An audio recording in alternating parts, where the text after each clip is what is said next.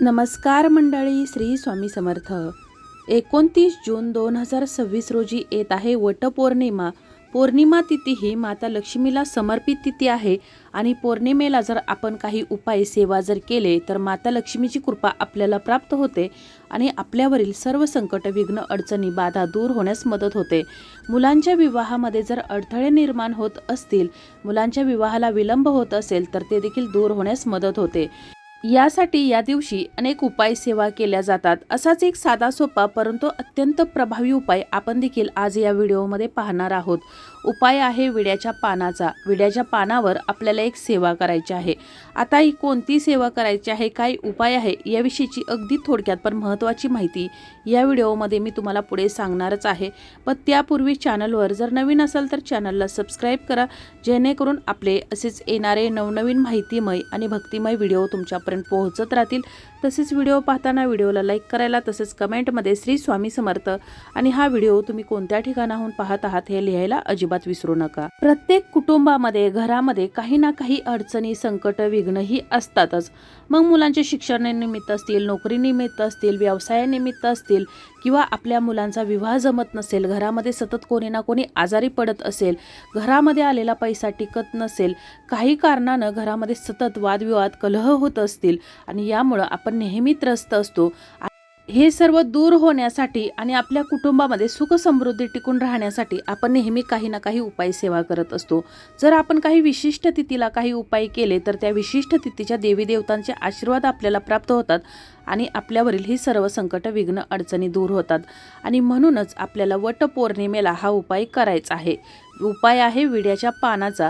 तर सर्वप्रथम आपण थोडक्यात विड्याच्या पानाची धार्मिक कथा आणि महत्त्व जाणून घेऊया। तर समुद्र मंथनातून अमृत निघाल्यावर भगवान श्रीहरी विष्णूंनी मोहिनी रूप धारण करून अमृताचे वाटप केले। त्यात थोडंसं अमृत शिल्लक राहिलं। त्यावेळी मोहिनीने उरलेल्या अमृत जवळच उभ्या असलेल्या नागराज नावाच्या हत्तीच्या खुंटाजवळ नेऊन ठेवले। थोड्या दिवसांनी त्या अमृतामधून एक वेल उगवली। ही वेल नागाप्रमाणे खुंटावरून सरसर चढत जवळच्या मंडपावर पसरली। हिरवीगार पानं असलेली वेल पाहून देवांना आनंद झाला। त्यांनी त्या वेलीला नागवेल म्हणून संबोधित केलं। भोजन झाल्यावर देवी देवता या पानाचा विडा आवडीनं खाऊ लागले। त्यानंतर देवाला महानैवेद्य अर्पण केल्यावर देवापुढे पानाचा विडा आणि दक्षिणा ठेवण्यात येऊ लागले। तर या पानाचं विड्याचं महत्त्व असं की या विड्याच्या पानाच्या टोकास माता लक्ष्मीचा सहवास असतो, तर विड्याच्या पानाच्या उजव्या बाजूस ब्रह्मदेवांचा सहवास असतो। या विड्याच्या पानाच्या मधोमध सरस्वती देवीचा वास असतो, तर विड्याच्या पानाच्या डाव्या बाजूस पार्वती देवीचा वास असतो। तर या विड्याच्या पानाच्या लहान देठांमध्ये महाविष्णूंचा वास असतो, तर विड्याच्या पानाच्या मागील बाजूस चंद्रदेवतेचा वास असतो आणि विड्याच्या पानांच्या सर्व कोपऱ्यांमध्ये परमेश्वराचा वास असतो। तर विड्याच्या पानाच्या खाली मृत्यू देवतेचा वास असतो आणि या कारणाने तांबूल सेवन करताना बुडाचा भाग काढून मग सेवन करण्याची पद्धत आहे।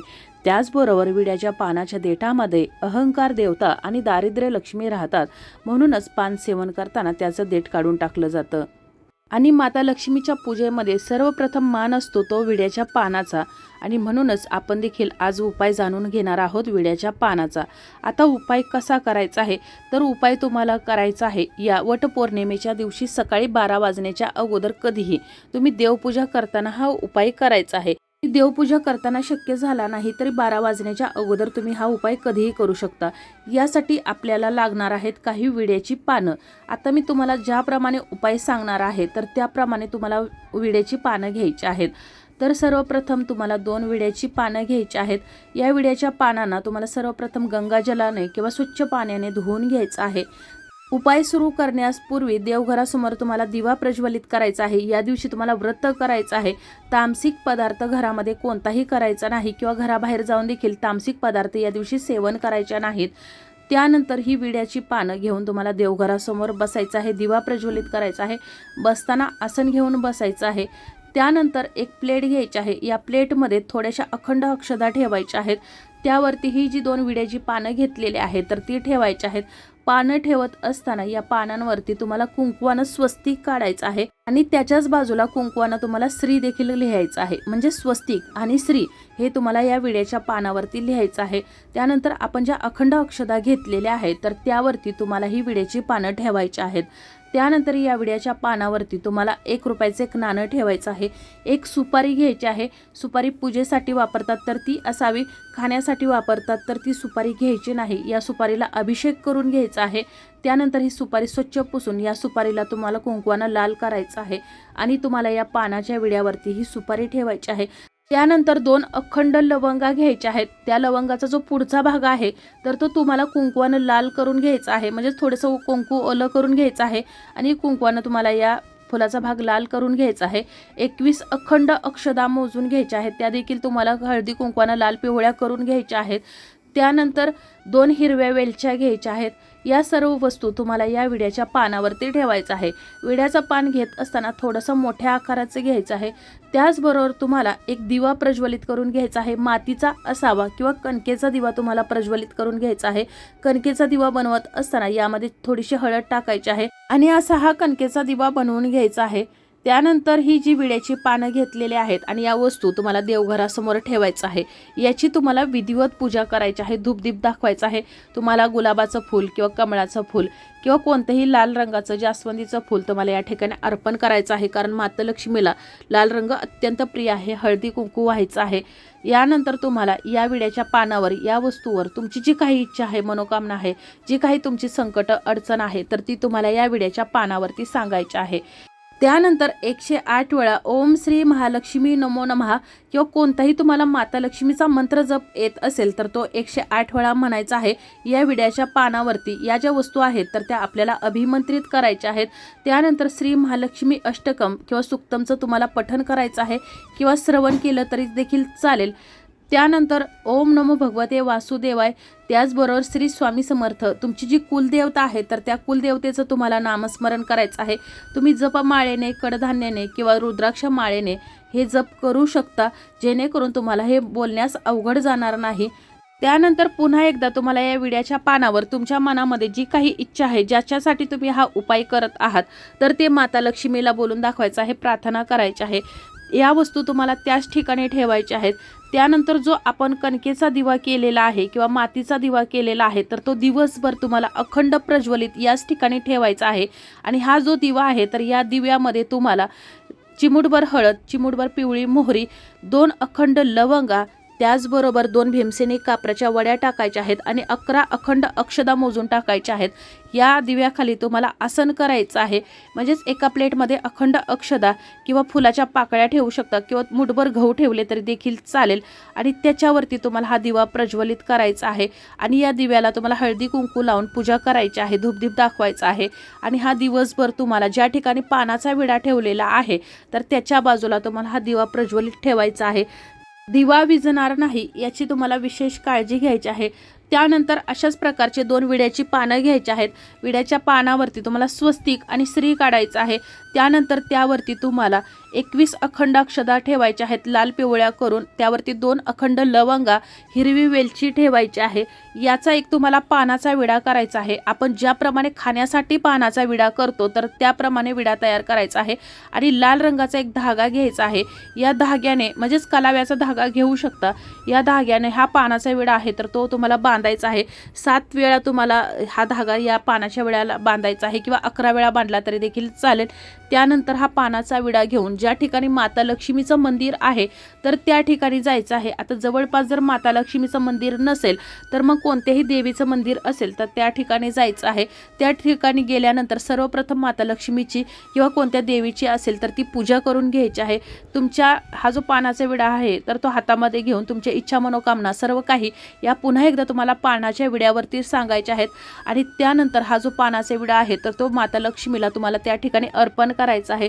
माता लक्ष्मीला अगोदर सांगितलं त्याप्रमाणे लाल रंगाच्या वस्तू अत्यंत प्रिय आहेत, त्यामुळे लाल रंगाची जास्वंदीची फुलं किंवा गुलाबाची फुलं तुम्हाला या ठिकाणी अर्पण करायचे आहेत. माता लक्ष्मीचा मानपान करायचा आहे, म्हणजेच लाल रंगाची चुनरी किंवा हिरव्या रंगाच्या बांगड्या तुम्हाला माता लक्ष्मीला त्या ठिकाणी अर्पण करायच्या आहेत. आणि हा जो पानाचा विडा आहे ज्यावरती आपली जी काही अडचण आहे तर ती सांगून त्या ठिकाणी अर्पण करायचे आहे. त्यानंतर तिन्ही सांजेच्या वेळेला पुन्हा एकदा आपण देवघरासमोर जो पानाचा विडा ठेवलेला आहे तर त्याची पुन्हा एकदा हळदी कुंकू वाहून पूजा करायची आहे, धूपदीप दाखवायचा आहे.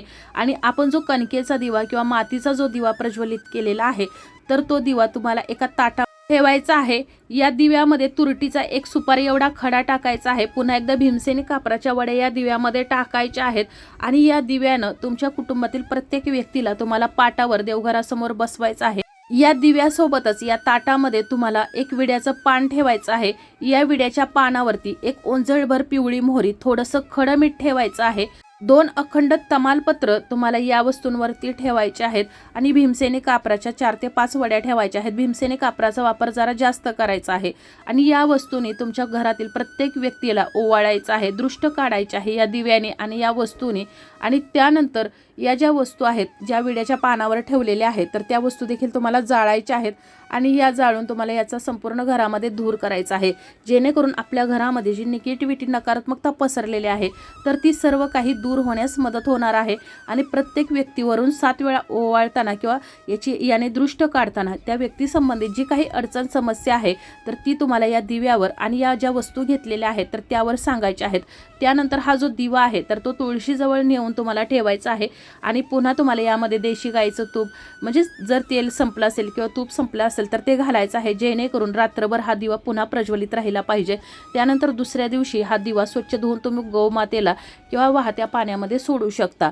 तर अशा प्रकारे तुम्हाला ही सेवा करायची आहे। दुसरा दिवस येत आहे वटपौर्णिमेचा मंगळवार। मंगळवार हा माता लक्ष्मीला समर्पित वार आहे।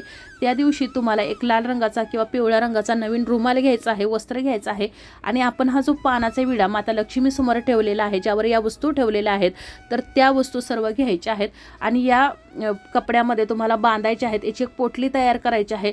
यामध्ये तुम्हाला पुन्हा एकदा हळदी कुंकू व्हायचं आहे आणि पूजा करायची आहे। आणि ज्या ठिकाणी तुमचा व्यवसाय आहे तर त्या व्यवसायाच्या ठिकाणी तुम्ही गल्ल्यामध्ये ठेवू शकता, तुमची ज्या ठिकाणी तिजोरी आहे तर त्या तिजोरीमध्ये ठेवू शकता आणि तुम्ही देवघरामध्ये ठेवली तरी देखील चालेल। आणि जर तुम्हाला कोठेच ठेवणं शक्य होत नसेल तर घराचा जो मुख्य प्रवेशद्वार आहे, जिथून आपल्या घरामध्ये नकारात्मकता, सकारात्मकता सर्व काही येतं, सुख दुःख जे काही येतं असतं तर ते मुख्य दरवाजातून येत असतं आणि माता लक्ष्मी देखील आपल्या घरामध्ये याच ठिकाणाहून आगमन करत असते। त्यामुळे तुम्ही ही जो पोटली आहे जर ती घराच्या मुख्य प्रवेशद्वाराच्या आतल्या बाजूला जरी बांधली तरी अतिशय उत्तम। फक्त सकाळ संध्याकाळी देवपूजा करताना या ज्या पोटलीला धूपदीप दाखवायचा आहे। तर तुम्हाला जर ही पोटली 2 ठिकाणी ठेवायची असेल, मी अगोदर सांगितलं त्याप्रमाणे, जर तुम्हाला तिजोरीमध्ये पण ठेवायची आहे आणि व्यवसायाच्या ठिकाणी जरी ठेवायची आहे तर तुम्ही 2 पोटल्या तयार करू शकता। तसेच मुलांचा विवाह जमत नसेल, विवाहामध्ये अडचणी येत असतील तर मुलांसाठी स्थळ पाहायला जात असताना ही जी सुपारी आहे आणि 1 रुपयाचा नाणं आहे तर ते सोबत ठेवायचं आहे। सुपारी हे विघ्नहर्त्याचं स्वरूप आहे आणि आपल्या मुलांच्या विवाहातील अडथळे दूर करण्यासाठी तुम्हाला ही सुपारी जवळ ठेवायची आहे। पुन्हा आणल्यानंतर तुम्हाला अभिषेक करून ही सुपारी ज्या ठिकाणी होती तर त्या ठिकाणी ठेवायची आहे। उपाय करताना माता लक्ष्मीचं, तुमच्या कुलदेवतेचं, श्री स्वामी समर्थ महाराजांचं आणि भगवान श्री हरिविष्णू यांचं नामस्मरण करायला विसरायचं नाही। अगदी साधी सोपी परंतु अत्यंत प्रभावी सेवा आहे।